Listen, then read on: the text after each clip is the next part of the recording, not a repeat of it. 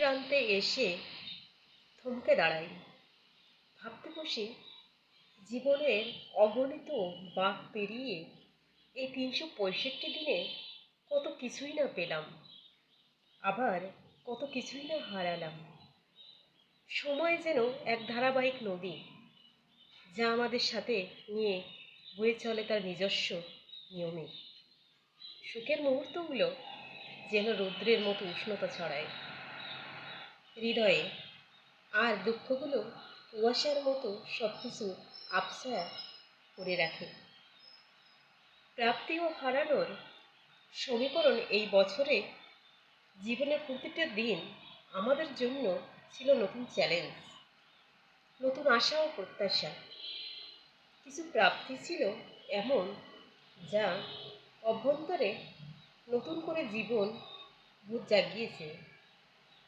এক একটি অর্জন ছিল এমন, যা আমাদের আত্মবিশ্বাসকে এক ধাপ এগিয়ে নিয়ে গেছে।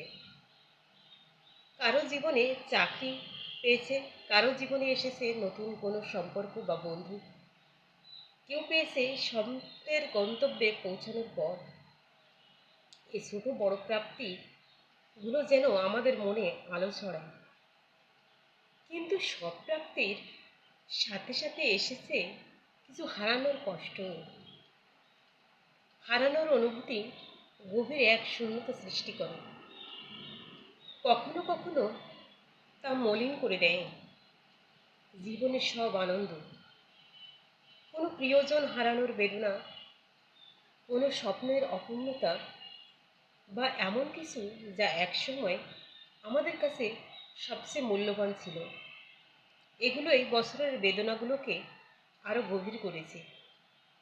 সময় ও স্মৃতির মায়াজাল, সময় চলে তার নিজস্ব ধারায়, তাকে থামানো যায় না।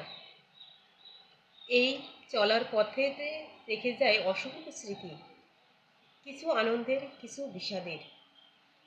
আনন্দের স্মৃতিগুলো যখন মনে পড়ে, তখন মনে হয় জীবন সত্যিই সুন্দর। কোনো এক বিকেলে প্রিয়জনের সাথে কাটানো মুহূর্তগুলো, কোনো অর্জনের উদযাপন, বা কোনো নিছক কোনো ছোট সাফল্যের দিন, এসবই যেন আমাদের জীবনের রোদ্দুর। অন্যদিকে বিষাদের স্মৃতিগুলো অনেক কষ্ট দেয়।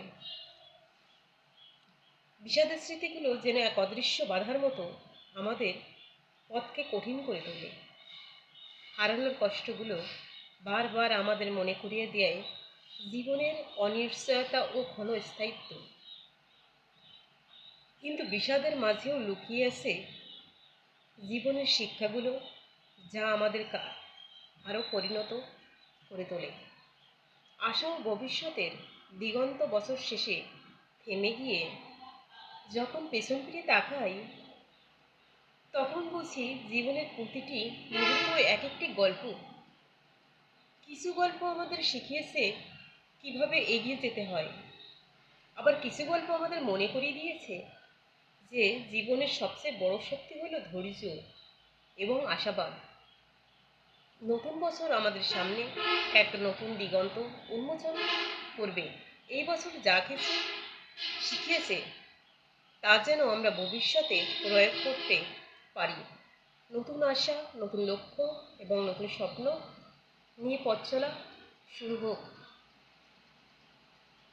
জীবন হলো এমন এক সমুদ্র, যেখানে আনন্দ ও দুঃখ ঢেউয়ের মতো আসে।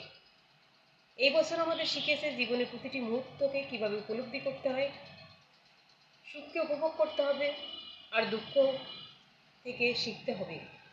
চলুন আমরা সবাই এই বছরের শেষ মুহূর্তগুলোকে স্মরণ করি কৃতজ্ঞতার সাথে, এবং নতুন বছরের স্বপ্ন সাজাই নতুন উদ্যমে।